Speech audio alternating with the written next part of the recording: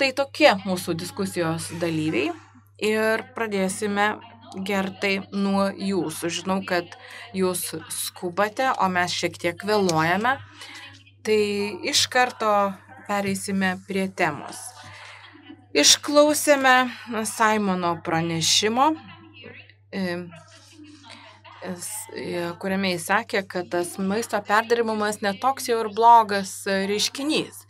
Jūs esate atlikę tyrimus šioje srityje ir daug kalbate apskritai apie tai, kad maisto perdirbimas padeda siekti tvaraus, darnaus vystymosi tikslų.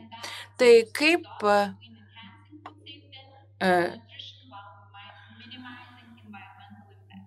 kaip galima surasti pusiausvyrą arba kaip perdirbimas prisideda prie tų tikslų siekimo. Simonas teisus, kad maisto perdirbimas yra svarbus procesas. Mes įmame produktus, žemės ūkio produktus ir jie yra perdirbami, kad jie taptų saugesni ir jie taip pat įgauna papildomos pridėtinės vertės tiek ekonomiškai, tiek maistingumo prasme. Bet aš nemanau, kad dabar maistas perdirbamas tvariai. Jau kalbama apie ultra perdirbtą maistą, bet iš tikrųjų tai nėra taip svarbu. Mes turime žiūrėti, kokia yra sąveika su žemės ūkio sektoriumi ir kaip mes kartu galime sumažinti energijos poreikį perdirbant maisto produktus. Ar galima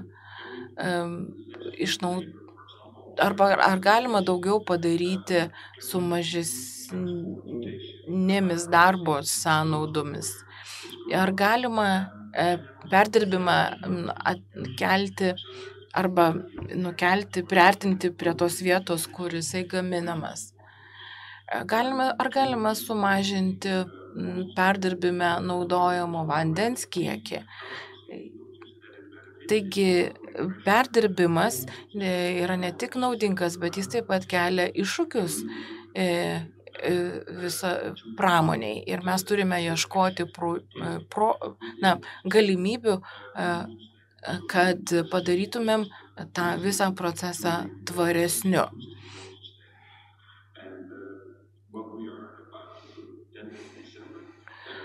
Ir gruodžio 10 dieną Food for Life platforma pristatys savo renovacijų darbotvarkę, kuri buvo parengta atsižvelgiant į visus iššūkius ir siekiant padaryti šitą sistemą atsparesnę ir efektyvesnę bei tvaresnę. Norėčiau užduoti papildomą klausimą. Jūs užsiminėte apie energijos išteklių naudojimą ir maisto produktų gamybą. Ir viename iš savo straipsnių minėjote, kad maisto perdirbimas, pakartotinis naudojimas yra daug žadantis, gali atnešti daug naudos. Gerai, tai pradėsime nuo maisto švaistymo arba švaistomo maisto. Ir čia mes galime pasiekti daug, jeigu su įstatymų leidėjas būtų galima iš naujo peržiūrėti visus reglamentus, kurie reglamentuoja galiojimą. Mes pamatysime, kad netgi kai pasibaigia galiojimo laikas, dažnai tuos produktus galima dar panaudoti. Ir pačiose gamyklose, maisto perdirbimo įmonėse yra daug tokių atliekų, kurios yra išmetamos. reikėtų įvertinti, ar negalima būtų tų medžiagų panaudoti pakartotinai arba maistui, arba panaudoti pašarams. Kaip galėtumėm e, panaudoti kiek galima daugiau to pagaminto maisto. Ir taip pat mums reikia mokyti vartotoją taupiai naudoti maisto produktus, nes mūsų ekonomikoje daugiausiai maisto atliekų susidaro būtent vartotojų, tai yra namų ūkiuose. Noriu paklausti Aistės. Kalbame apie naujas technologijas, naujus maisto gamybos būdus, kalbame apie maisto atliekas. O bet papasakokite apie savo verslą. Jūs pardavinėjate produktą, kur atliekų nesusidaro arba mažai susidaro. Tiesa, mes pilstame vandenį, tai yra Akvilė, Birutė ir Vytautas. Ir vanduo tiesiog išpilstamas į butelis, jisai pardavinėjamas buteliuose ir tai yra viskas. Bet Neslėje tikriausiai jūs irgi pardavinėjate vandenį ir žinote, kad ne ką te gali padaryti su tuo vandeniu, negali pasterizuoti, tiesiog jį reikia išlaikyti. Ir Lietuvai tai tas vanduo, mineralinis vanduo yra tikras turtas. Ir tam, kad mes išsaugotumėm jo savybės, mes naudojame naujas technologijas, mes laikome ir pilstame tą vandenį labai švarioje aplinkoje, lyg inkubatoriuje ir pilstomas vanduo labai saugioje aplinkoje. Mes labai atidžiai stengiamės išvengti mikroplastikų patekimo į vandenį. Ir ne tik į vandenį, bet ir stengiamės užtikrinti, kad mikroplastikų nebūtų ore. Ir mūsų dažniausiai ir klausia, ar mūsų produktas yra sveikas, ar plastikas yra sveikas ir taip toliau.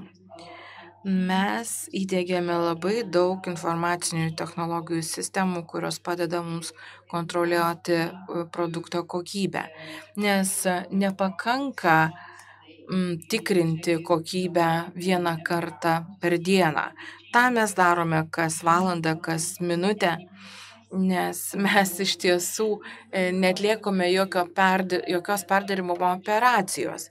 Ir todėl mes turime užtikrinti, kad aplinka būtų labai švari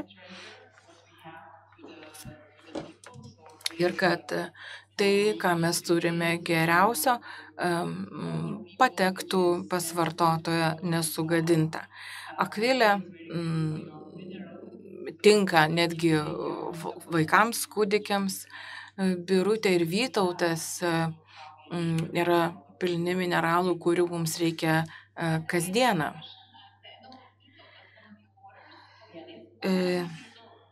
Vytautas, Birutė, jie jau skaičiuoja 100 metų. Gręžinys, iš kurių yra gaunamas tas vanduo, jau 100 metų. Anksčiau buvo geriama tiesiai, o dabar reikalingos technologijos. O taip, geras klausimas. Iš kur mes žinome, kad 100 metų gręžinį? Radome seną spaudą, kur buvo kviečiama atvykti į Lietuvą, į Kauną, įsigyti Vytauto. Iš Birštono į Kauną buvo gabenamas tas vanduo, jis būdavo pilstomas į stiklinius butelius ir buvo parduodamas Kaune esančiame Lietuvos viešbutyje.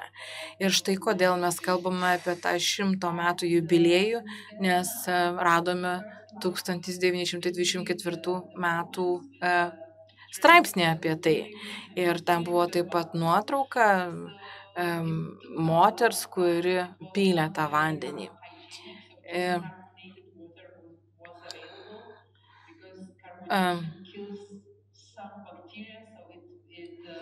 Ir tas vanduo buvo visiškai neperdirbtas, nekarbonizuotas, bet angliarūgštė iš tikrųjų panaikina kai kurias bakterijas.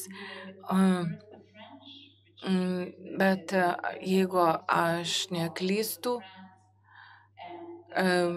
pirmiausia, negazuoti vandenys atsirado Prancūzijoje, o vokiečiai pradėjo karbonizuoti vandenį. Ir pavyzdžiui, Prancūzijoje vis dar populiarus nekarbonizuotas vanduo, o Vokietijoje karbonizuotas. Kokias technologijas naudojate? Ar išpilstymo procese, ar kitame? Išpilstymo procese. Čia yra gana jautrus taškas. Pilstant į butelius gali įvykti bet kas. Todėl pilstymo cechas yra lyg inkubatorius ir bet kokia medžiaga, kuri yra tame ceche, turi būti labai švarus.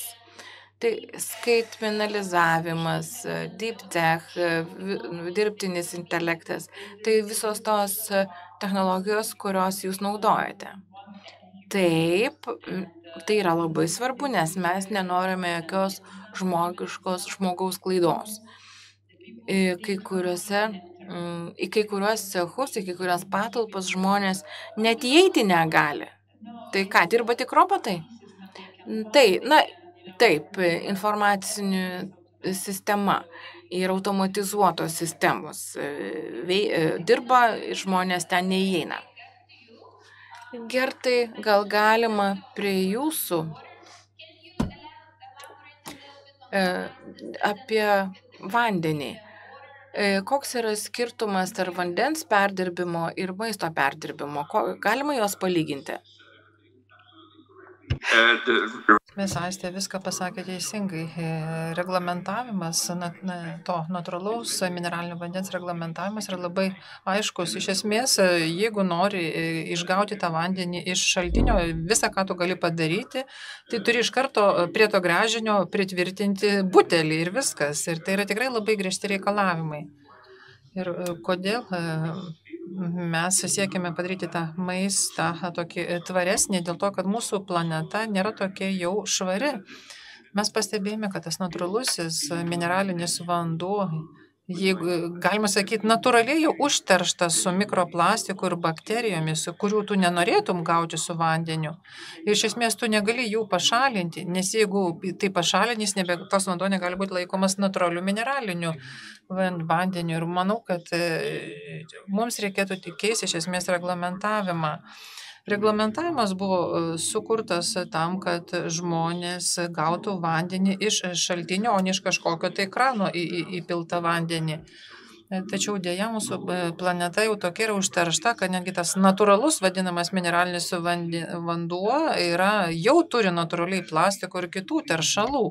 Tai mes turime tiesiog priversti jį valyti, nes tada tas iš karto iš gręžinio į butelį įpiltas vanduo jau nebėra saugus gerti. Taigi reikia keisti reglamentavimą tam, kad mes ir toliau galėtume mėgautis tuo natūraliu, tik tai šiek tiek pravalytų mineraliniu vandeniu, kad jame nebūtų plastiko ir mikrobakterijų, kurių mums visai nereikia. Ir tai yra tas tikrai didelis iššūkis. Ir žinoma, tas mineralinio vandens apdorojimas arba perdirbimas bus kaip įmanoma minimalesnis, tačiau mums jis yra būtinas. Aš dar grįšiu prie reglamentavimo, o dabar norėčiau paklausti Mindaugo. Mes pradėjome kalbėti apie bakterijas, kad mums reikia kažką perdirbti, tačiau ar iš tiesų mes kalbame apie tą perdirbtą maistą, nes, kaip suprantu, jeigu yra perdirbama, tada tas maistas praranda vitaminų, mineralų. Ar tas perdirbtas maistas gali prilygti savo verte žaliam neapdorotam maistui? Aš norėčiau grįžti žingsnelį atgal ir pakomentuoti Aistės pasisakymą. Kai kalbėjo apie vandenį.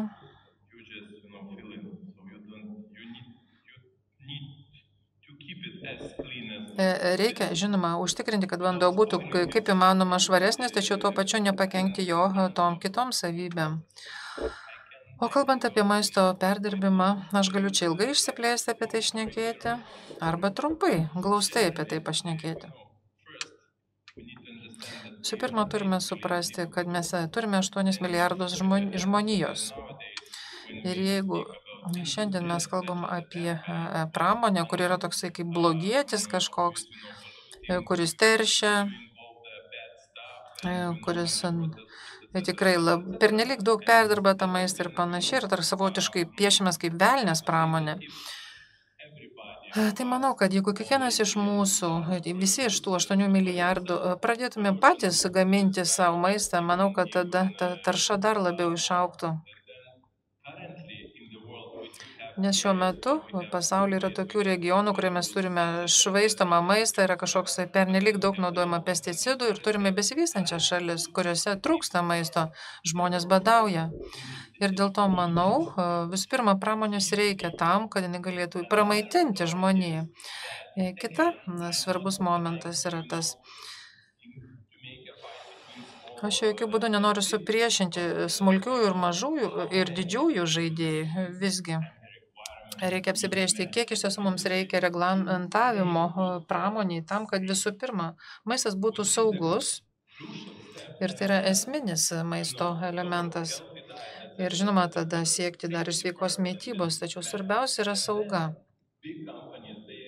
Ir tokios didžiosios bendrovės, jos iš tiesų kontroliuoja procesus, jos turi sekti vadovautis nustatytą tvarką ir netvirtinsiu čia, kad tai yra teisinga ar ne, tačiau tie mažiukai, jie iš viso yra nekontroliuojami arba nelabai reglamentuojami ir tų mažųjų smulkių verslų veikla nėra labai reglamentuojama. Pavyzdžiui, gatvės maisto kioskeliai kažkur tai tenais trečio pasaulio šalyse, kur gali įsigijęs maisto, gali apsinuodyti. Taigi, jeigu kažkas apsinuodė kitą dieną, jeigu kažkokį produktą suvalgė iš rimto prekybos centro, tada iš karto tokia įmonė yra prigriebiama inspektorių. Kitas dalykas yra tas, kad perdirbdami maistą, perdirbamas maistą ir gali kažką tai pridėti į to maisto, jį praturtinti. Ir tokiu būdu maisto produktas gali tapti sveikesnis ir gali tiesiog palaikyti tavo sveiką gyvenseną. Pavyzdžiui, tas funkcinis maistas yra ta karšta, madinga tema. Toks maistas padeda sumažinti mitybinius tam tikrus iššūkius, alerginės reakcijas sumažinti arba pagerinti jūsų būklę. Taigi maisto pramonė, kaip aš ją suprantu,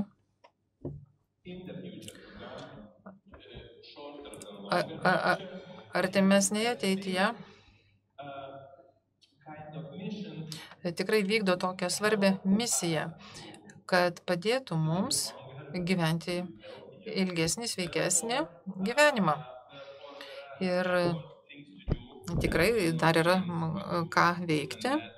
Ir aš čia nesakau, kas yra gerai ir blogai, tačiau kalbant bendrais terminais, manau, kad pramonė yra ir vaidins dabar jau vaidina svarbu vaidmenį ir vaidins dar svarbesnį ateitį. Kai jūs minėjote apie reglamentavimo naštą, ar tai reiškia, Mindaugai, kad pramonė reikia kažkaip tai pernelyg daug perdirbti maistą dėl to, kad yra pernelyg reglamentuojama jų veikla? Ką jūs tuo turėjote omeny? Žiūrėkit, aš esu nieko nedarimo priešininkas. Jeigu mes kalbame tik tai apie, ar tai yra kažkas balta arba juoda, man labai patiko Gedimino pasisakymas, bet jis tada viską nupiešė juodom spalvom.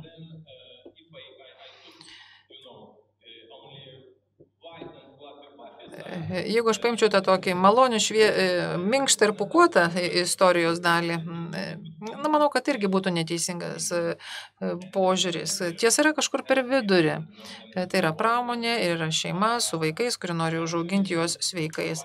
Taigi mes turime kaip visuomenė misiją pateikti kokybišką ir maistingą maistą. Ir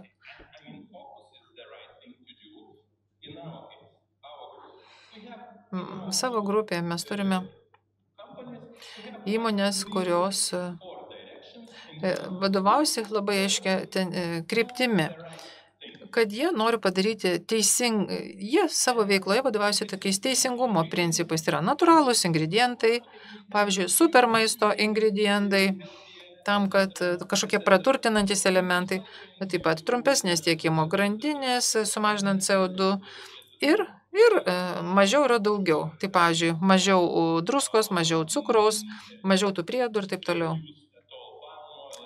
Ir, tarkime, iš viso atsisakymas palmių aliejaus ir panašiai. Tai yra tai, ką mes, manau, galime dar geriau padaryti.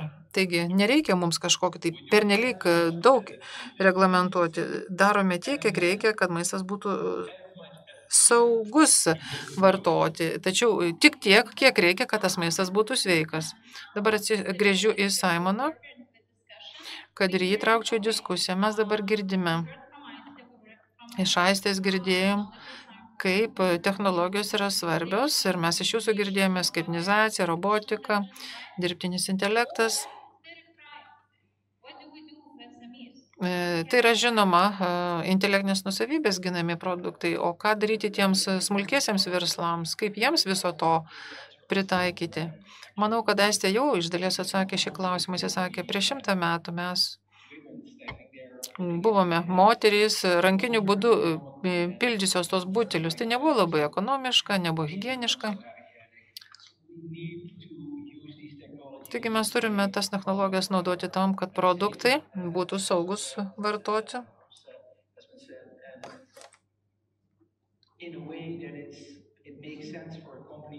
Ir manau tikrai yra logiška įmonė imtis tam tikrų kažkokių papildomų žingsnių, kad įmonė taip pat galėtų gerinti savo produkciją. Ką mes darome savo organizacijoje? Mes visų pirma norime padėti vidutinio ir smulkaus verslo įmonėms iš esmės pereiti iš to netechnologinio prie technologinio vartojimo. Padedame kurti, išsibandyti tas techninius sprendinius, stengiamės galbūt teikti kažkokias tai dotacijas tam, kad joms tos sąnaudos pirminės būtų mažesnės. Ir iš esmės padedame jiems tą verslo modelį šiek tiek keisti. Ir čia aš, žinoma, galiu kalbėti apie patirtį Europoje ir Nyderlanduose. Ir ten aš stebiu tokią tendenciją, kad daug tų maisto perdirbimo įmonių yra šeimos verslai.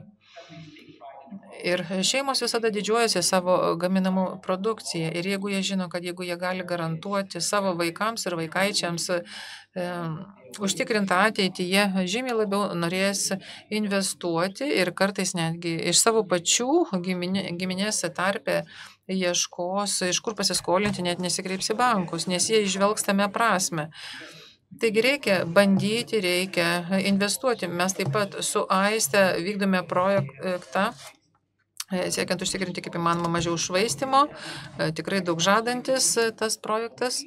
Ir kitas žingsnis, tikiuosi, Aistei pavyks rasti tų pinigų, tą finansavimą ar bankuose ar kažkur kitur, kad galėtų įdiegti tą naują technologiją. Tai mes kalbame apie tai, kad būtų galima sukurti sąlygas žmonėm išsitestuoti. Tai kaip suprantu, jūsų organizacija veikia kaip savotiškas klasteris, jūs tada suteikiate galimybę mažiems verslams išsibandyti įvairias technologijas. Ar galite pateikti konkrečių pavyzdžių, sėkmės istorijų pavyzdžių? Buvo tiesiog tokių konditerijos įmonė Belgijoje. Jie turi tokį įprastinį 19 metrų ilgio konvejerio juostą ir buvo ten tas krosnis.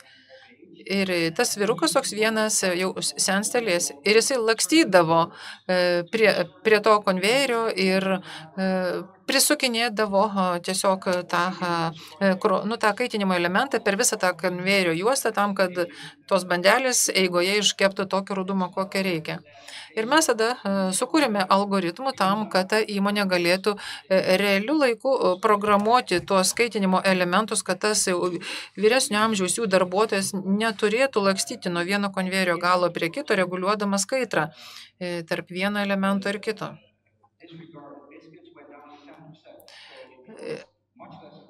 Ir tokiu būdu, žinoma, įmonė gerokai sumažino savo švaistimą, kadangi, kaip ir sakiau, vyresnio amžiaus darbuotojui buvo sunku jam sulakstyti ir viską sužiūrėti.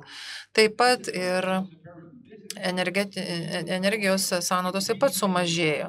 Taigi akivaizdu, kad apsimoka, ypatingai kai tos energijos kainos šitaip išaugo, kurios sudaro didžiąją dalį produkto savikainos, tai yra kartais tokie pavyzdžiai yra tikrai puikūs. Ir aš Gertui, žinoma, taip pat aš galiu pasakyti, kad jis savo šalyje turi tikrai, ta šalis, kuri daug investuoja. Ir aš kalbėjau kažkada su Gertu ir klausiau jo, kaip mes galime perkelti tą didžiųjų įmonių žinias ir pateikti tas technologijas išsibandymui mažosioms įmonėms, nes turime tiesti tiltus, nes mes visi turime tobulėti. Nepakanka, kad jeigu tik tai Nestlé darys tai tinkamai. Nes kaip ir matėme ir skaidrė, dauguma maisto perdirbimo įmonių yra smulkaus verslo įmonės, yra vos kelios tos didžiosios. Ačiū labai, Gertai, aš vėl noriu dabar jūsų paklausti, ar įmanoma ekonomiškai perkelti didelės įmonės technologijas ir perduoti jas ir pritaikyti vidutinio verslo įmonėms.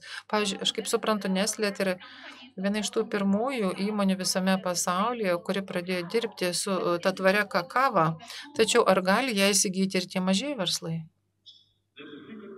Geras klausimas. Su daugybė tokių povandeninių srovių arba daugiasluoksnis klausimas. Na, pradėkime tos žaliavos visų pirma. Ir aš čia dabar pristatysiu, koks yra mano vaidmuo technologijų srityje. Yra kelios tos sritys. Visų pirma, tai yra maisto sauga. Ir kitas yra tvarumas. Tai yra visam sektoriui dvi būtinos savybės. Ir manau, Mindaugas taip pat kalbėjo apie gatvės maisto pavyzdį. Jeigu aš vykstu į šalį, kur žinau, kad tas gatvės maistas yra nesveikas, aš iš vis net nežiūrėsiu į tų kioskelių pusę. Ir žinoma, tai yra nesąžininga tų kioskelių atvejų, kurie galbūt palaiko higieną. Tačiau aš nenoriu rizikuoti. Taigi, maisto sauga ir tvarumas yra svarbiausi dalykai. Ir mes turime privataus ir viešo sektoriaus partnerysčių visoje Europoje. Tam, kad galėtumėm, įgalintumėm taip pat ir smulkaus vidutinio verslo įmonėms, kad jos galėtų naudotis tomis prieiti prie tų žinių. Ir čia, žinoma, nekalbu apie tos didžiuosius reiklius, tos rimčiausios rinkos žaidėjus, tokia kaip Nestlé, kurioje aš dirbu. Mes visi suinteresuoti valgyti sveiką ir kokybišką maistą ir tvarų maistą. Ir mes tai galime taip pat investuodami. Žinoma, mes nesame bankas, mes negalime patys investuoti į tas mažas įmonės, kad jų procesai taptų saugesni. Tačiau tai labai svarbu ir visuomenės sveikatai. Viešasis sektorius taip pat turėtų parodyti susidomėjimą. Ir manau, kad privataus ir viešojo sektoriaus finansavimas yra puikia platforma, kuri gali padėti smulkaus verslo įmonėms, kad gaminti tą sveiką, tvarų maistą, kuris galiausiai bus naudingas visam maisto sektoriui ir visai maisto sistemai, taip pat ir vartotojams. Taip pat noriu dar pridurti dar vieną klausimą. Jūs, kaip Europos technologijų platformos Foodcolai, vienas iš vykdančiųjų direktorių, jūs minėjote apie tam tikros politikos sistemas. Ir kuri jūsų nuomonė ta politinė intervencija yra labiausiai būtina tam, kad tas procesas taptų paprastesnis?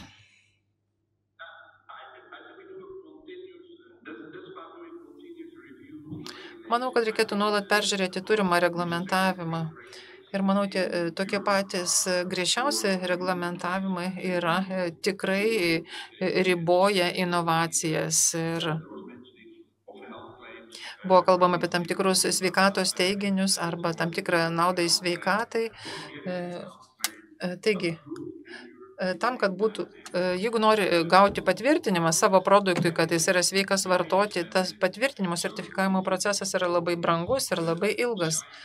Ir tiesiog įmonės netgi susilaiko nuo tokių natūralių ingredientų vartojimo, nes žino, kokius kančios kelius reikės nueiti tam, kad galėtum tą ekologiškumo teiginį arba sveikatos teiginį turėti teisę įrašyti savo etiketę. Taigi tas reglamentavimas yra per griežtas. Tik mano rekomendacija būtų nuolatos peržiūrėti reglamentavimą. Ir reikėtų stengtis, kad tas reglamentavimas nežudytų inovacijų. Mes žinome, kad Europos komisija labai nori žinoti, koksai reglamentavimas blokuoja inovacijas, ypatingai tvaraus ir sveiko maisto srityje. Taigi, manau, mes turėtumėm draugę bendromis pastangomis stebėti situaciją. Tam ir žinoma, stengtis tai kalbėti kaip visų atstovų vardu, tai yra nevažinėti vienai ar kitai įmonė atskirai ir bandyti prakalbinti, tiesiog praverti Briuselio biurokratų duris, bet kalbėti kaip vienu balsu, atstovaujant visai pramonės šakai ir tada galime tikėtis, kad tie iššūkiai bus sprendžiami. Ačiū labai Gertui, dabar atsigręšiu į kitus pranešėjus. Jeigu Gertai jums reikės tiesiog išvykti, tai tada pasisakykite. Mindaugai, kaip didelio masto stambusis maisto gamintojas, ar jūs teiktumėte, kad sveikas maistas ir pelningumas tai yra sinominės sąvokos ar ne? Turėtų būti. Mes galime daug kalbėti apie socialinę atsakomybę, bet kaip visada, nereikia pamiršti, dėl ko kažkas vysto verslą, tam, kad uždirbtų pelną. Kažkam galbūt sekasi gerai gaminti batus, kitam gaminti maistą. Tai turėtų būti sinoniminė sąvoka arba lygybės ženklas. Mes kalbėjome apie tai, kad sveikas maistas, jame yra mažiau druskų, cukraus, mažiau visko. Arba daugiau visko, žiūrint, ko nori. Jeigu kalbam apie tą super maistą. Arba tuos ingredientus, kurie galėtų pagerinti jūsų, tarkim, sveikatos būklę ir panašiai, kažkok tai baltymų lygio padidinti ir panašiai. Vartotojai, ar jie jums diktuoja, kokį produktą gaminti, sveiką ar nesveiką? Iš dalies taip.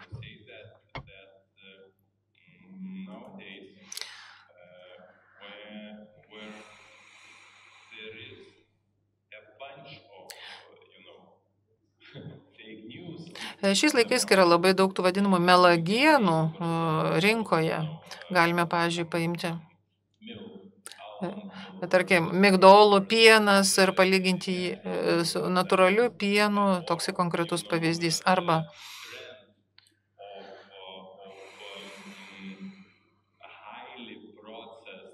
arba labai perdirbtos veganiškos mėsos, kuri iš esmės, pažiūrėkime, kaip ji buvo pagaminta, ir turi nuo 9 iki 15 raidžių savo etiketėje.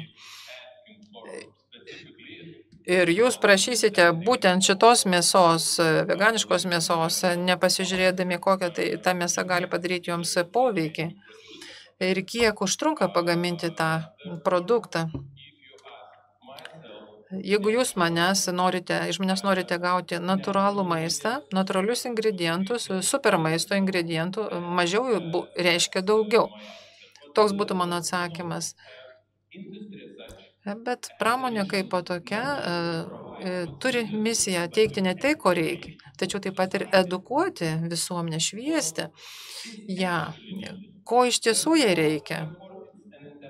Ir manau, kad tai vyksta ta vadinama bendravimas vartotojų, kuris sako, kad jam kažko reikia, ir pramonės iniciatyva informuoti vartotoją, kad tai, ko šis nori, kiek tai kainuoja pagaminti, kiek tai kainuoja mūsų planetai arba tam pačiam asmeniui, kuris vartos tą produktą. Aš taip sakyčiau. Ir mes stengiamės išgirsti, ką sako mūsų vartotojai. Kita vertus, aišku, galima ir pajuokauti, kad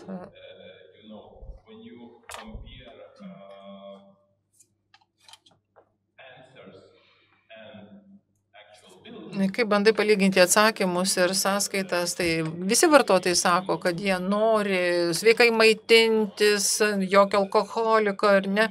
Ir tada pažiūri, kiek jie susimokėjo ir už ką jie susimokėjo parduotuvę, tai tada visai kitas reikalas, visai kitas paveikslas. Tai manau, čia yra tas skirtumas tarp ko, kas turėtų būti ir kaip tai yra iš tiesų. Taigi mes, žinoma, klausime vartotojų, ko jie nori, tačiau mes kaip atsakingas gamintojas taip pat turime šviesti savo vartotojus. Tai tam, kad tie vartotojai žinotų, kas iš tiesų yra sveika, ką iš tiesų sveika vartoti. O, labai puiku tai girdėti. Turime vieną klausimą iš žiūrovų. Dabar Aistei tas klausimas. Ar yra būdas, kaip išgryninti vandenį, tiesiog išvalyti vandenį prieš jį išpilstant ir ar to būtų galima pasiekti nekeičiant reglamentavimo? Galima užpildyti butelius ir jį perdirbti, tačiau jis nebegalės būti traktuojamas kaip natūralus mineralinis, jis bus vadinamas stalo vandeniu. O stalo vanduo tai yra jau perdirbtas vanduo, tai yra tiesiog geriamasis vanduo, kaip panaudojamos technologijos pašalinti teršalams ir kitas technologijos, kurios nebėra laikomos natūraliomis. Tuo tarpu, jeigu nori savo produktą vadinti natūraliu mineraliniu vandeniu, tai negali jokiom technologijom jokiais būdais keisti.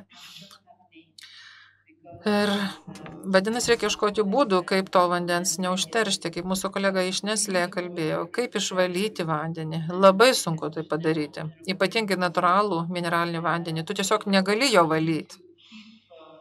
Vadinasi,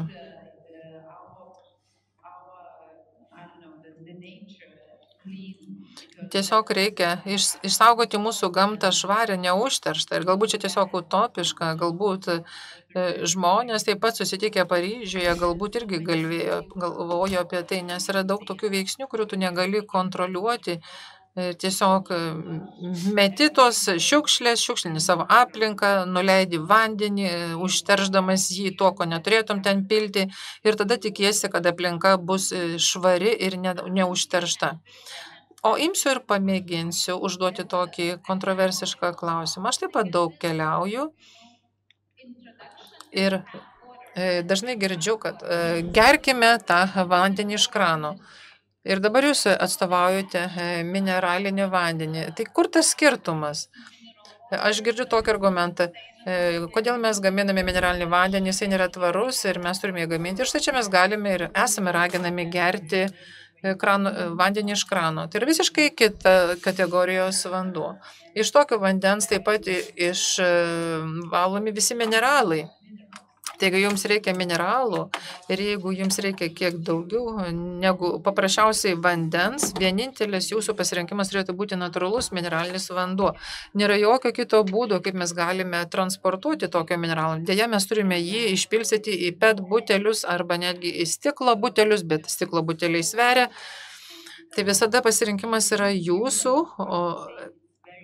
PET buteliai naudojami Europoje, jie yra saugus vartoti, tai neturėtumėm baimintis čia dėl mikroplastiko taršos.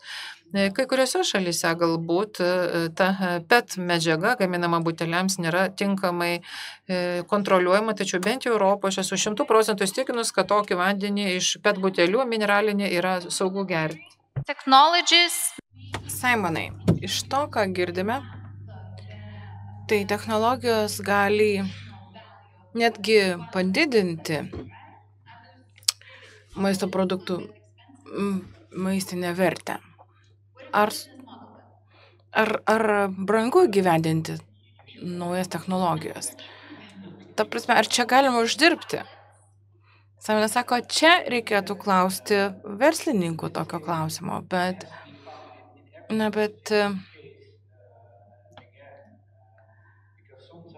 greičiausiai bet kuriuo atveju yra vertinamas tas pelningumas ar verslo pasiteisinamumas, pagrindimas, nes gali būti tokių produktų, kad už perdirbimą mokėtojai pirkėjai nebus pasiruošę mokėti. O kita vertus, Kai kuriais atvejais, jeigu bus įvestas perdirbimas, jeigu tas produktas dėl perdirbimo tas populiaresnis, tai galiausiai tai gali atsipirkti. Kaip ir vaistų pramonėje yra naudojamos įvairios technologijos ir panašios technologijos yra naudojamos ir maisto pramonėje. Bet žinote, kad farmacijos pramonėje galima labai daug uždirbti, jeigu sukuri reikiamą produktą ir taip padarai tai pirmas. Tai lygiai taip pat ir su maisto produktai. Taip yra atliekama daug mokslinių tyrimų, investuojama į juos ir Nyderlanduose, pavyzdžiui, karinių kontraktų verslas labai išaugęs. Tikriausiai visi žinome kodėl, kokios to priežastys. Bet žiūrint iš mūsų perspektyvos, tai pagalvokime, kur galima tą dvigubos paskirties panaudojimą. Pavyzdžiui, vandens gryninimo procesai, švarinimo procesai, valymo procesai. Ir kaip tos technologijos akivaizdžiai gali būti panaudotos kariniams tikslams ir kaip civilinėme gyvenime.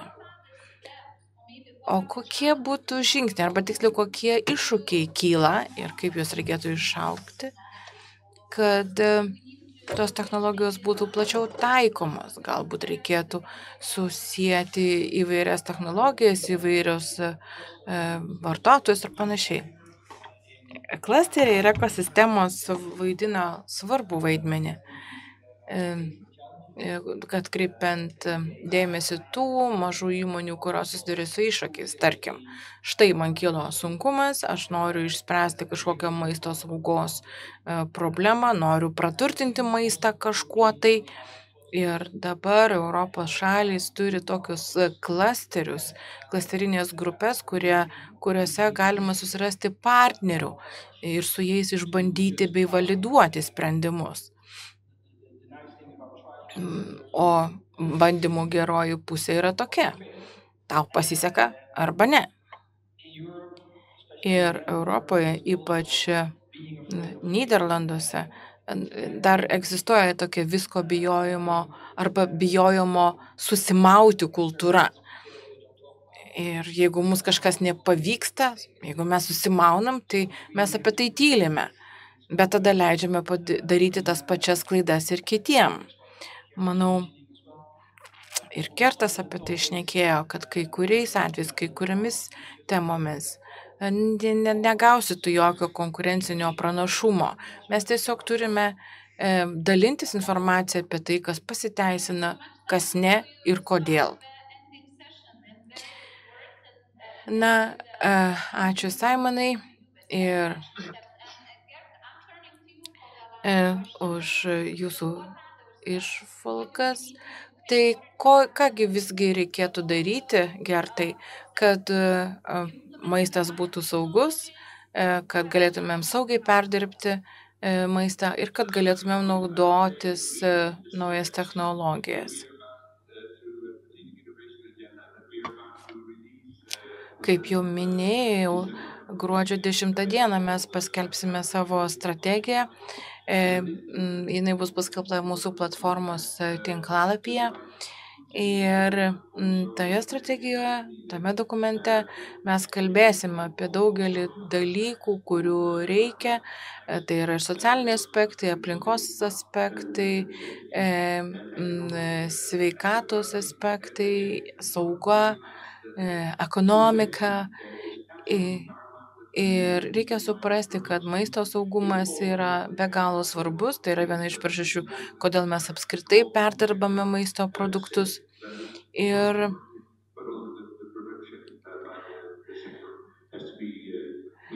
ne tik patys produktai turi būti saugus, bet ir pačios technologijos, kurios naudojamos. Ir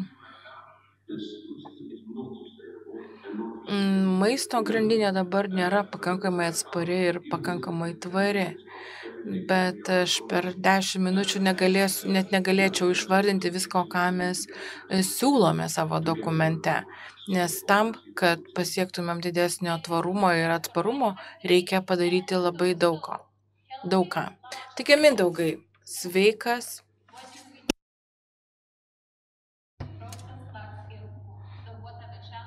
perdirbtas, didelio masto maistas.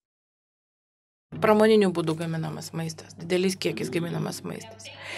Gertas atsisveikina, jam tenka atsijungti ir dėkoju už jūsų dėmesį. Kokie iššūkiai? Manau, kaštai.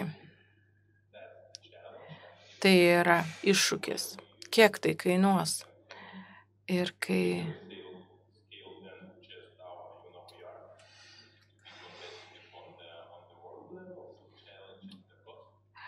Tai jeigu norime būti konkurencingi pasaulyje, globaliniu lygiu, tai iššūkis yra kaštai. Toliau investicijos į robotizavimą ir automatizavimą, o tos investicijos yra reikalingos atsižvelgiant arba sprendžiant darbo jėgos trūkumo problemą. Ir žiūrint į mūsų regioną, tai mūsų galimybės. Turime daug protingų, išsilavinusių žmonių ir užsiimam eksportu, eksportuosime ir dar daugiau. Ir aš manau, kad maisto pramonėje mes esame tie, kurių svarba ir toliau augs iš dalies. Galėtume save prilyginti su farmacija, nes jeigu nesimaitini sveikai, tai prireiks vaistų, bet jeigu žiūri sveikatos, jeigu mankštiniesi, sveikai valgai, tai ir taip toliau ir panašiai, tai tada šita pramonės šaka vaidins tikrai labai didelį vaidmenį. Ir, kaip sakiau, kaštai, procesai. O čia Lietuvoje mums reikia, kad būtumėm konkurencingi pasauliniu mastu,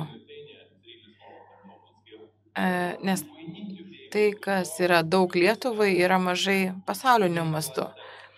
Tai mes turime formuoti klasterius, ieškoti tos bendros naudos, kodėl, tarkim, priežasčių susivienyti, pavyzdžiui, vandens gamintojams ir kaip padidinti konkurencingumą ir auginti verslą. Tas pats klausimas ir Aistei. Labai trumpai jūs viską jau pasakėte, nes reikia investuoti į technologijas, kurios leidžia gaminti sveiką maistą ir kuris savo ruožtu mums leidžia ilgiau ir sveikiau gyventi. Taigi technologijos. Taigi